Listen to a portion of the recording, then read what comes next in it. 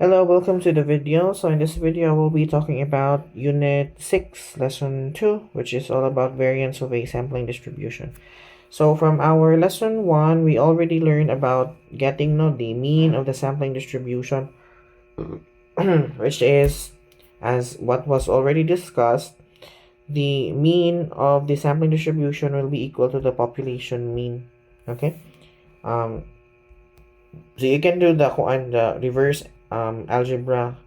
For example, if you're given only the data of your population and you're being told to look for the mean of the sampling distribution, then just make use of the formula for the population mean and equate it to the mean of the sampling distribution. Kung pasabot is, computasan ninyo ang population mean tapos kay pasabot man, population mean is equal to the mean of the sampling distribution, then pwede rin nyo equate ang answer sa population mean para sa mean of the sampling distribution. Okay? Or, for example, if you're being asked to look for the population mean and you're only given with the sampling distribution, like atong sampling distribution na yun siya, then you can do you can either list duha ka ways ang pwede nyo buhaton, no? You can either list down the elements used in all of the samples of the sampling distribution. Imo ra tanaw nito sa mga numero na balik-balik dinhi. Imo ilista again those elements nga magbalik-balik sa sampling distribution, those are the elements of the population tanan. Okay, mora to siya nagbalik-balik kay since sample naman we're getting different set of elements inside the population given a sample size. So gamay ra nga portion ba from the population. So imo siyang bigita tanang samples, possible samples given a sample size and a population size. So imo ra siyang ipang-figure out. So tanan atong mga elements inside atong samples nimo sa sample distribution, those are all part of the population nga elements. Okay? So you can either do listing of the elements inside the samples as your population elements, and then you do the population mean computation, or you can do the katong summation of x times p of x unya ang after ato ang the result niya will be just with the mean of the sampling distribution, which also means the population mean. Kaya same naman ang population mean o the mean of the sampling distribution. Okay? So hopefully it make sense na yung ipangyaw-yaw. Those are just a review of what we already discussed from lesson 1. So this time, since we have different, very varying results of the mean for each of the samples. Okay, again, not all the time will samples have the same nga result sa another sample nga imong kuhaon from the population. High ang tendency is that they will be different. Okay? There are, especially for normally distributed ones, normally distributed not scores rather. Okay, this is statistics, so we will be using the term score. Especially with different scores from different for different samples, not from for different samples. So kung managlahi gyud sila, for example kung mean lang, managlahi gyud ang ilahang mean, especially kung nailahi ko ng scores nga imong makuha sa imuhang kada samples. Okay, so there is a way for you to figure out as well. Okay, we've already done this from our previous units code, where we have an indicator of how spread out, how far away the data are from each other, and that is where the variance comes into the picture. Okay, so we'll be computing for, in this lessons, the variance of a sampling distribution. Okay, so the objectives of this would be, number 1, accurately compute the variance of a population of any sampling distribution. So we'll be computing for the variance of the population, okay, a variance of population pa, and then the variance of the sampling distribution. Okay, so duha gyapon. Like sa mean nato, we have population mean and mean of the sampling distribution of the sample means. We also have the variance of the population and the variance of the mean of the sampling distribution of the sample means. Okay? So, taas siya. Ano? Not mean, no? The variance of the sampling distribution of the sample means sorry. Wala tong mean na portion. So, mo to siya. Taas. And then, correctly solve problems involving variance of a sample distribution. So, we will be doing some problem solving after the later part of this presentation. So, just keep your eye on it and look forward for the different problem solving.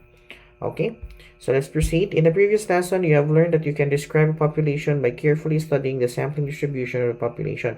So, if for example, a particular population is too big, as what we've discussed from Unit 5, you only get a portion of the elements present in the population. So, only a smaller group from the population, and that is chosen randomly. Again, when you do a sampling, it should be a random sample. There are different sampling plans or sampling techniques that you can do, but again, you avoid the sampling bias that we call it. You as much as possible avoid getting a biased data, biased information from your collection of data. Okay, and there are several the datas that you can find. We had a parameter and we also have the statistic. But to be more specific, the population mean is a parameter of the population since it's all about the population. And for the mean of the sampling distribution, especially the mean for a specific sample, that is the statistic of the sample. Okay? Statistic siya, ka-information man siya about the sample. Okay? Ignore the what? The crying of our dog. Ignore it, please. I don't know what he's looking for. Anyways, just stay in a while, ha? I'll get back. Figure out kung saan problema ni Ero,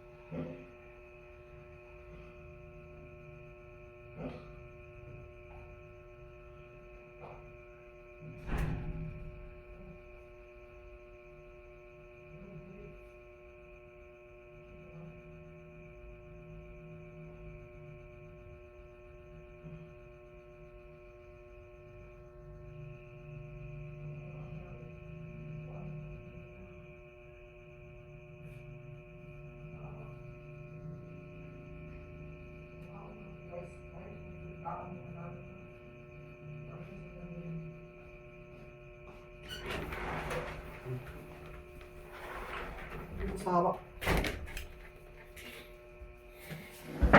For a while.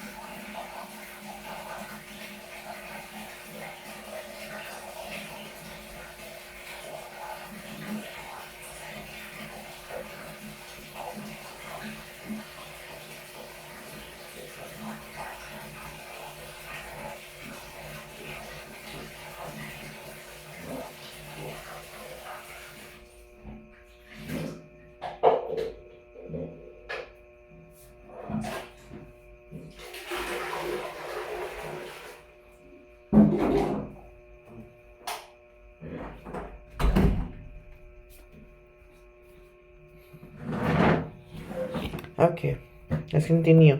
You learn that each sample has a different mean. So, not all the time nga parehas og mean. So, every sample, especially if you get another sample, if you do repeated random sampling from your population, each of the samples will have a higher chance of being different from each other. Okay, there are also samples nga parehas gyud. Okay? Kung normally distributed siya, there are a high chance of getting a sample which fall in the kung ano somewhere in the population mean nato nga figure or in the middle, setting in the middle. Kung normal curve siya ba, imagine the normal curve, di ba sa center kaya na siya mean, no, tunga. So naay higher chance nga naa siya mo belong atong nasa tunga. Okay, so and if you take the mean of those sample means, you will obtain a population mean. Okay, however, how would you know how much each sample differs? So paano natin malalaman kung paano ang gaano ka iba yung samples or yung mean ng mga samples sa isa't isa? Nagtagalog. Do each sample means have a large difference, or are they just small? So what are the chances that if I create a sample of a certain size, the mean of that sample is close to the actual population mean? These questions can be answered by determining the variance of the sampling distribution. Okay, so again, the purpose of variance is what we already described from a few units ago. I believe that was Unit 1, Lesson 2, I believe, or I presume, but that was Unit 1. I forgot. Anyways, variance means the spreadness of the data.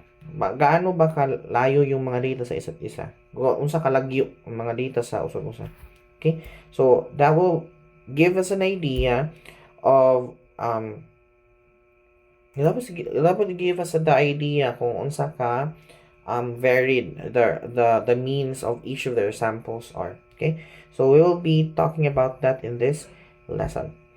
Okay, so essential questions. I want you to have a mental note of these different questions, and I want you to answer this on your own later as we finish this lesson that we're discussing. Okay, so first, what is the difference between the variance of a population and a sample distribution? So how are they different? Okay, how would you describe a variance of a population, and how would you describe a sample distribution's variance, and how are they different? Okay, and then for the second, how do we compute for the variance of a sampling distribution? So how do we do the computation for the sampling distribution? Okay, so let's proceed. So a variance of a population. So what is a variance of a population? It describes the dispersion, pagbuwag-buwag, disperse, buwag-buwag, or the variability, panaglahi, of the population. Again, we're still talking about a parameter, the data of a population.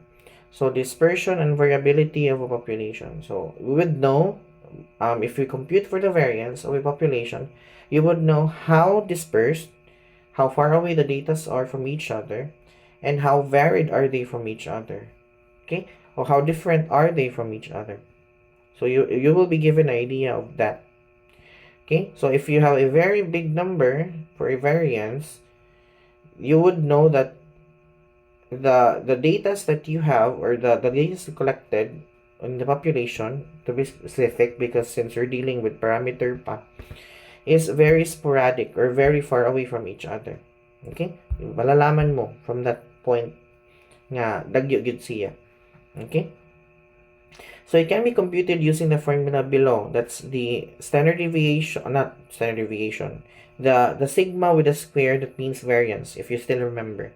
Okay, sigma square or variance is equal to the summation of x square, meaning the random variable, raised to the square. So dapat square pa nimo ang random variable nimo minus ang imuhang random variable, imong summation tanan, i-add, ay balik ta.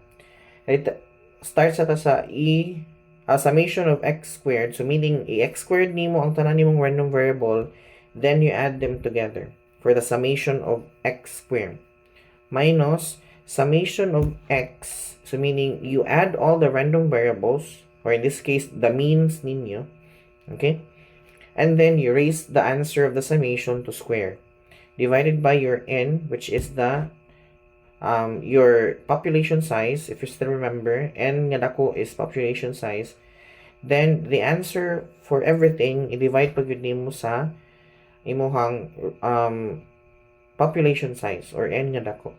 Okay, and that will give you the variance.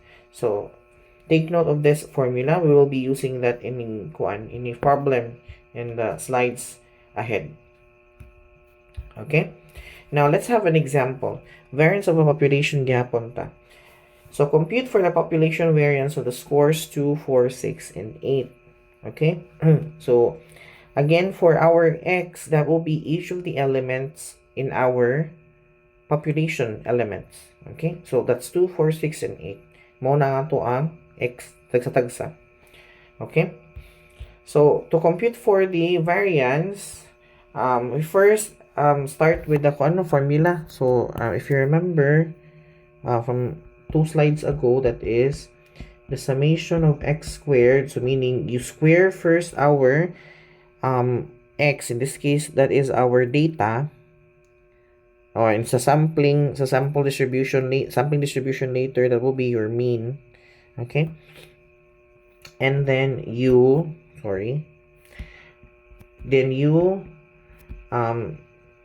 subtract that, I believe that's subtract, to summation of x raised to square divided by our population size divided by our n. Okay, so first, imo ni siyang tagi-tagiyon na pag-solve para dili ka maglibog. You can even write down the formula first so you will have a guide kung asa ka una mag-start and then asa ka sunod mag-compute. Okay, so we will start with this one, but this to be more specific. So, you do x squared first. So, square nimo ang tanan nimong observations or scores. So, we have 2, 4, 6, and 8 are your scores. And then you raise them to 2. So, that's 2 raised to 2 is 4, 4 is 16, 6 is 36, and 8 is 64. And then, since you have the summation, okay, then you have add nimo tanan, i-plus. And that is 120. And you're done for the number 1. For this part over here, walay apilang squared ha, gawas na siya. So, you do the one inside the parentheses. Okay? So, that is just summation of all your scores. This is still in population ha. So, dahil po tong sample. So, later na sa to. So, for all the scores in your population, so that's 2, 4, 6. So, 2, 4, 6, 8. So, you add them together and you should have your summation of x. Okay? That's 20 in this case. And for your summation of x squared, that is 120 in this case. Okay? Then afterwards, you do the whole formula. Since n, in this case, refers to the population size or how many numbers are you seeing in the population set. So you only have 1, 2, 3, and 4. So you have n the dako is equal to 4. Okay? And you do the math. Then we'll proceed with the formula. So we have 120 minus 20 raised to square over 4 divided by 4. It's 20 raised to 2, that is 400 divided by 4, that is 100. So that's 120 minus 100, that is 20 divided by 4, that is 5. Okay, I'll do the one. Let me do the breakdown of this portion over here. So that is 120 minus 400 man ang 20 raised to square over 4. So this becomes 120 minus 400 divided by 4, that is 100. And this becomes 20. So 20 divided by 4 coming from here, that becomes 5. Okay, so the variance of this population is 5. So it's actually a big number for this particular population. So the datas that he have, or the datas in this problem, is actually very far away from kind of far away from each other. And you would see that from the list of numbers that you have. Okay, we have 2, 4, 6, and 8. So 2 and 8 actually are far away from each other. Okay, so there are at least two ang range sa kada number sa usag-usa. At least if they're arranged from the least to greatest. Okay, so 2. So that gives you an idea that this particular population is varied. Okay, so 5 varied. Okay, next, what if we are only given with the sampling distribution and we're not provided with the data of the population or the scores of the population? Okay, so we can do another calculation which is related to sampling distribution. So what is variance of a sampling distribution of the sample means? Again, this refers to the, sorry, hindi makita, no? This refers to the means. So we're computing for the means of our sampling distribution. Again, this refers to the variability of the sample means. Unsa kalahi ang mga sample means ato ang sampling distribution. Okay, again, sampling distribution is just a repeated sampling, repeated random sampling, or listing of all the repeated random sampling possibilities. Okay? So, imo lang ipanglista tanan. Okay? It can be computed using the formula below. So, that is the variance of the kanang x nga na ay bar, that means the mean of the sampling distribution. Okay, nga na ay bar. So, the variance of the sampling distribution is equal to the summation of the mean of the sampling distribution raised to square minus the summation of the sampling distribution, the mean of the sampling distribution. Dili, patakal ako. Balik ko na to. Balik. So, the variance of the sampling distribution raised to square is equal to the summation of the sampling distribution of the sample means raised to square minus the summation of the sampling distribution of the sample means nga gi-raised to square ang summation divided by n over divided by n over n na pud. Okay, and this time the n refers to the sample size, not the population size. So ang n unta ni nga gamay, dili ang n nga dako. Okay, so now take note, later we will be showing you as well kaning a relationship nila, that the relationship between the variance of the population and the variance of the sampling distribution of the sample means. Ang ilang relationship is ang variance sa sampling distribution of the sampling means is equal sa katunga ra sa sampling sa variance ato ang population. Katunga. No, not really katunga, but is the quotient. Ang resulta when you divide the variance of the population mean to the sample size. Okay, kung sa kadak-ara ang sample size, and that will be your variance of the sampling distribution. Okay? Again, take note ha, ang sampling distribution ng variance will be equal to the variance of the sample, variance of the population divided by the sample size. Okay? Sige. Let's have an example showing that variance of sampling distribution of the sample means. So, a set of scores is a population variance of 5. What is the variance of the sampling distribution of the sample mean if the sample size is 2? Okay, so we're looking for number 1. What is the problem asking from us rather? So we're being told to look for the variance of the sampling distribution. Okay, and we're only provided with two data. We have the population variance, which is 5, and the sample size, which is 2. Okay. Now, take note, our sampling distribution's variance is equal to the variance of the population divided by the sample size. So, we have two data, which is the population, the variance of the population and the sample size. So, all you have to do is just divide 5 by 2. And that is 2.5. Okay, and that is your answer for the variance of the sampling distribution of the sample means. Okay? Easier pa siya. Okay, provided man ang population variance. But what if dili?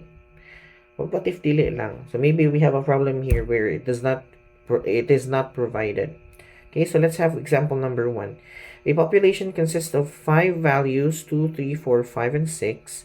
Compute for the variance of the sampling distribution of the sample mean if the sample of size 2 is to be taken from the population. Okay?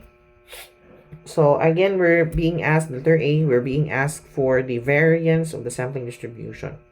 Okay? So, again,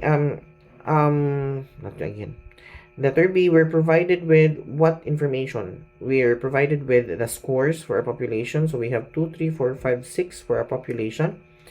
And we're also provided with the sample size, which is 2. And we're also provided with the population size, which is 5. Consists of 5 values. So 5 ato ang population size. So let me take note of that. Okay? So, mo itong gipangita. And anyways, I will browse to the different presentations here for the computation or the calculation. So, for A, we're being asked for the variance of the sampling distribution. Dry. Compute for the variance of the sampling distribution. So, that's what's being asked. Letter B, unsay gi-provide, unsay mga given sa problem. So, we're given with a population size, which is 5. So, our population consists of 5 values. We're also given with our values. So, that's our population is equal to 2, set of 3, 2, 3, 4, 5, and 6. Okay? And we're also given with our sample size, ang n na gamay, remove the bar sa babaw, and that is 2. Okay? So what is our working equation? Our working equation actually has 3 parts. For our main part, this is related to our standard or our variance of the sampling distribution is equal to the variance of the population divided by our sample size. Sorry, let me erase that. Sample size, so n gamay. Okay, but we have to figure out what is our population variance, and that is population variance is equal to the summation of our score raised to square minus the summation of our score, where the score is raised to 2 divided by our population size divided by pagyud tanan by our population size. Okay, so we have to solve for this one first, then we can solve for the other one. Anyways, our slides here will show the calculations of this particular practice problem. Okay, so muna itong buhaton. Next, so compute for the variance of the population first. So mo to, unahon sa natong population og sulban. Kaya again, ang ato ang variance sa atong sampling distribution will just be equal to the population variance divided by the sample size. Okay? So, compute sa nato. So, observation nato, we have 2, 3, 4, 5, and 6. Nga wala niya gibutang din. So, nasa sunod pang slide. And then, we have the square of all those observations. Again, we will be adding them together. Okay, mo may nasa formula. So, we have 2 square is 4, 3 square is 9, 4, 16, 5, 25, and 6 is 36. So, add them together. So, for the observations ang apart, we have summation of all our observation is 20, and the summation of all the observation raised to square is 90. Okay? Let me full check kung anong 20 na siya. We have 5, 10, 4, and 6, 20 sakto. Then we have 13 and then 20. Am I correct? We have 13, we have 29, and then we have 54, and we have 90. Sakto. So, 90. Okay? Now, after that, since we have the summations now, we can plug it in sa atong formula. And that is, variance of the population is equal to the summation of x squared minus parentheses summation of x close parentheses raised to square divided by n over n. So that is 90 minus 20 raised to square over 5 divided by pagitanan og 5. So akong ipakita ang breakdown ani kay no giditsyo na pud ni.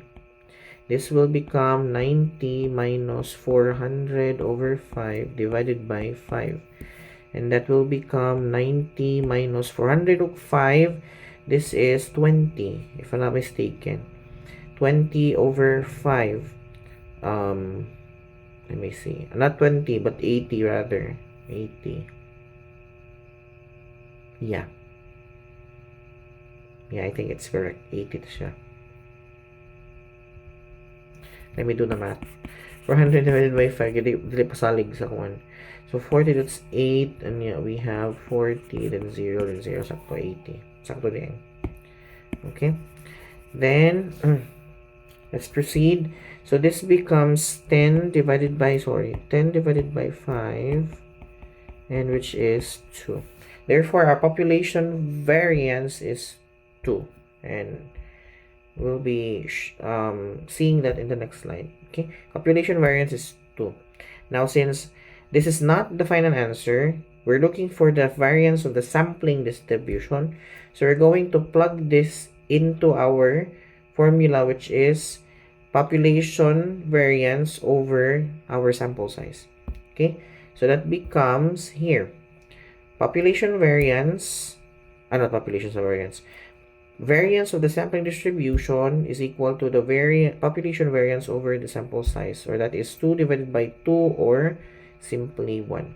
Therefore, our sampling distribution's variance is 1. And that is your final answer. Next figure, example number 2. So from the given example number 1, construct the sampling distribution of the sample mean whose sample size is 2 and compute for the variance of the sampling distribution. Okay, so let's try. So we're told to, letter A is, we're being asked to construct the sampling distribution of the sample mean. So we have to create those, we have to first identify our possible samples or possible outcomes given the sample size nato there is a problem. Okay, and afterwards we compute for the mean for each of the samples, since we're dealing with sampling distribution with sample mean. Okay, so we have to compute for the mean of all of those samples, and then we create the sampling distribution based on those answers sa atong sample mean. Okay, we will be seeing the breakdown in a few slides after that. So again, just for constructing our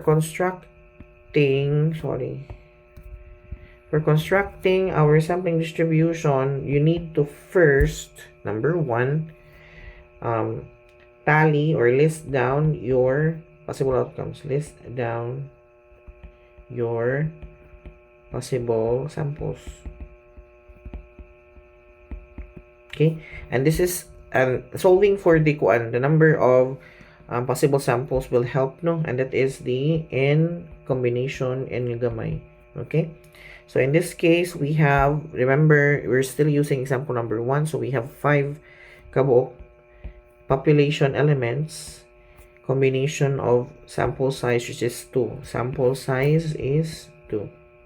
Okay, and that is 5 factorial over 5 minus 2 factorial 2 factorial, or 5 times 4 times 3 factorial over 3 factorial 2 factorial.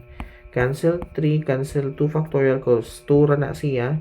4 divided by 2 is 2. So this is 10.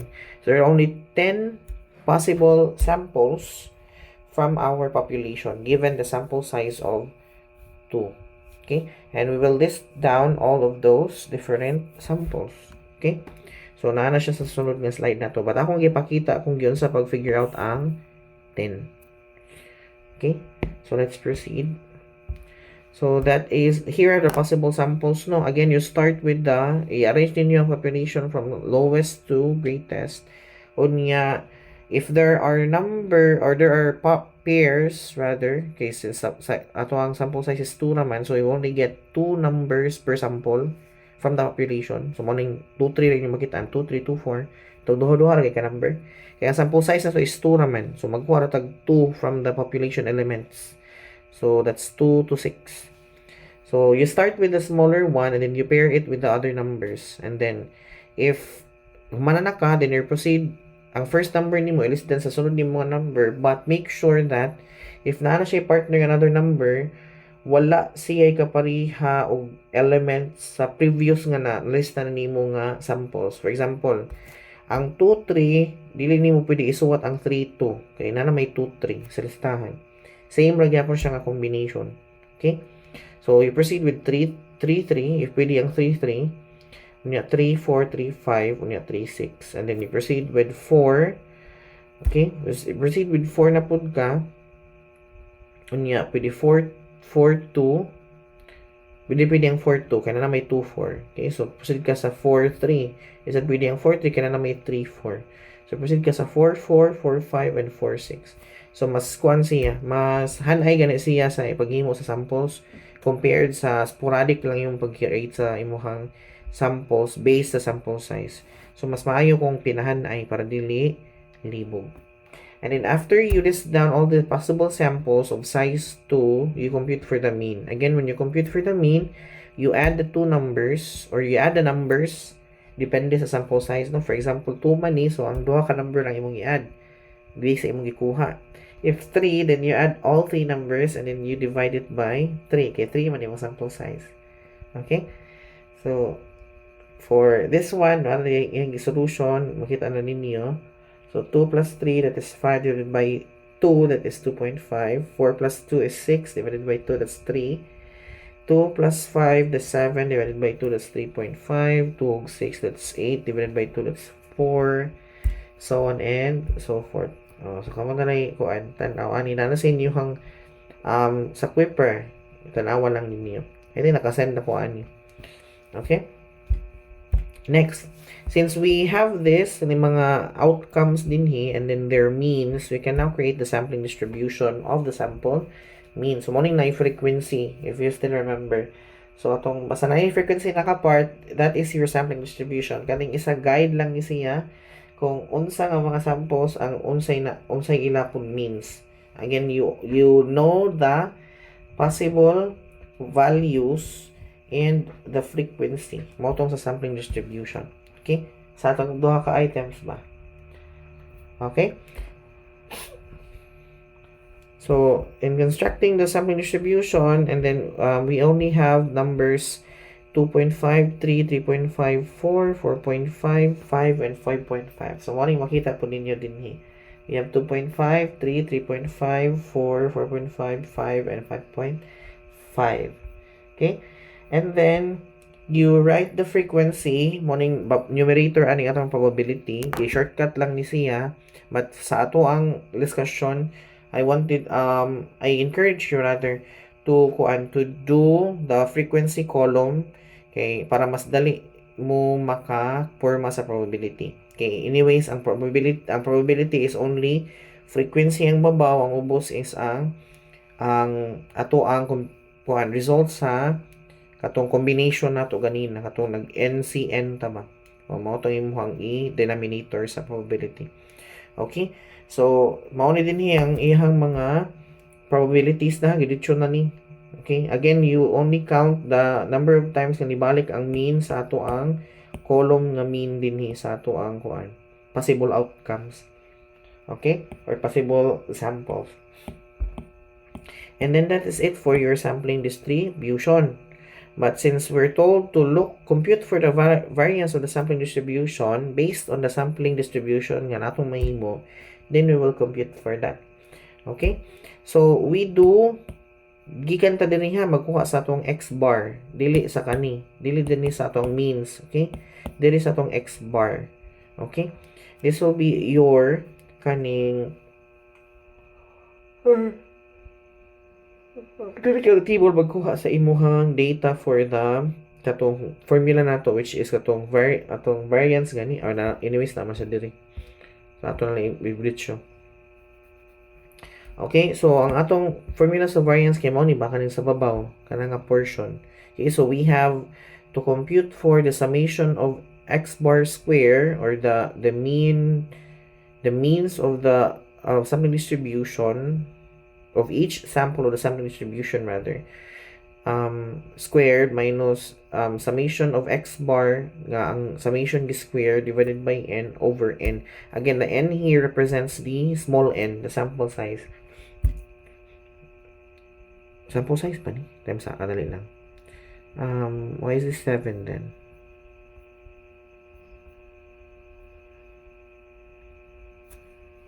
Where did he get the 7? I think it's the number of columns there, sorry.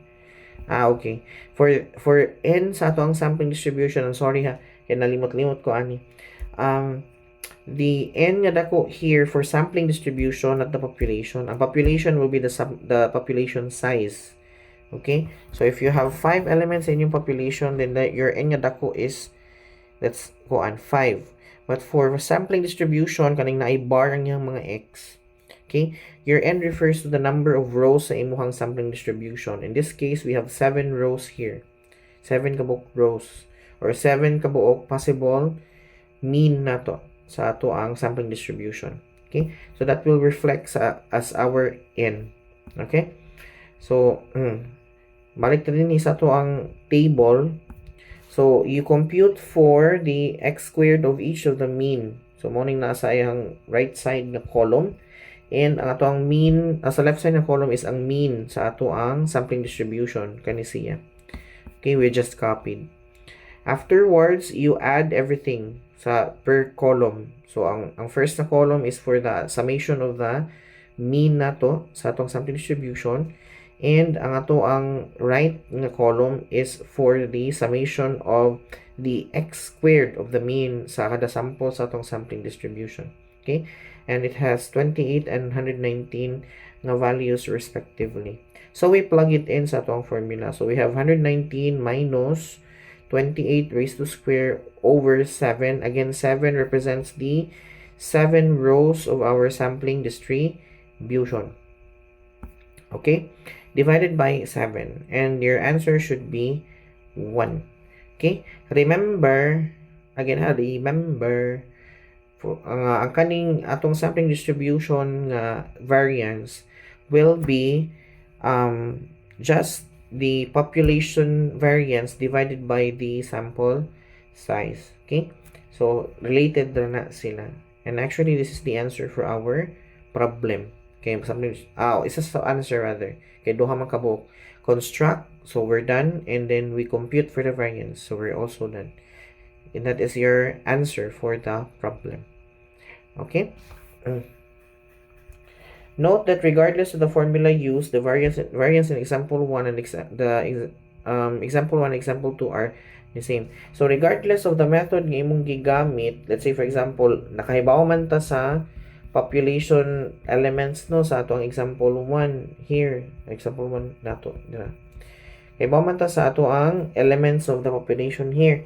So we computed for the sampling distribution of the sampling sa the variance of the sampling distribution of the sample mean dinhi by using the population elements. Okay, and we came up with number 1 as our sampling distributions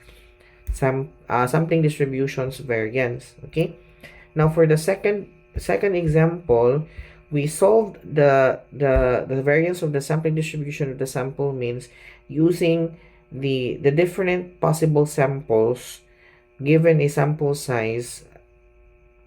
particular sample size, but still the same elements sa ato ang population mean. Okay, so we tried to create the sampling distribution, which is monosia, and then we computed for the population, the variance of the sampling distribution of the sample mean using the formula katong na bar. Okay, but the same ra magyapon ang process hinuon sa pag-solve. Okay, and we still ended up with the same answer, which is 1. So regardless of the method, as long as you stick with the formula, I also are aware with the different kaning and how to figure out the values of your n when it comes to the variance of the sampling distribution nga formula, then you should be able to get the same answer. Okay, parehas lang gihapon ang answer. Okay, and that is it for this video. So you have actually an individual practice here and also a table, 2 actually examples, and we also have a group practice here if you want to do it with your classmates. So if you want to practice, you want to test your skills, if you did learn something out of the lesson, then you can do this individual practice. And again, you can find this in the assignment that I sent you through Quipper. One of the slides there indicates the individual practice. So please, I encourage you to do it on your own, and if you want to verify if your answer is correct, then you can send me a message and I will check it with you or check your answer. Okay, so let's go back to our objectives and see if we did hit the mark, if we were able to accomplish all of the things that are stated in the objectives. So number one, accurately compute the variance of the population and a sampling distribution. I think we did. We were introduced with two, or not really two, but three formulas regarding the sampling, the variance of the population, or the variance of the sampling distribution of the sample mean. So we can make use of that in solving for the variance of either the parameter or the statistic. And second, correctly solve problems involving variance of a sample distribution. So again, when you're doing problem solving, and I believe I mentioned this before, you make not really before that this sem, but maybe before, okay. Make sure that you understand what is being asked in the problem. You can either do ingani ba katong akong gibuhat sa kaganina before nag-solve ta sa example number 1. You write down what is being asked for A, what is asked, and then for letter B, givens, okay, and letter C, the working equation. If there is plenty, then you write all of the working equations, and then letter D, you do the solving. Okay, if you do this method, it will be a much how do you call this one? It is a much more organized way, of solving problems. So first, you will be guided with what you're trying to figure out. Then you will be able to determine which equation you will be able to you will use to solve the problem. Okay, halimbawa maka na unsay givens na, and then you can just from there figure out nga kani nga variable sa atong formula kay pwede na ko butangan ani nga data, something like that. Okay, and then you look for the working equation based on what is being asked and what is the given. Okay, and then you do the solving afterwards. Okay, so again, you can correctly solve problems involving variance of the sample distribution. So you figure out unsay mas maayo nga method nga of course natubag nimo ang pangutana sa problem, at the same time appropriate siya for the problem. Okay, so that is it for this video. If you have any question, again, feel free to send me a message, and I will try my best to address your question as soon as I am able. This is again your teacher.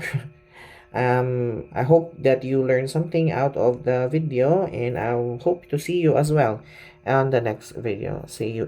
Goodbye.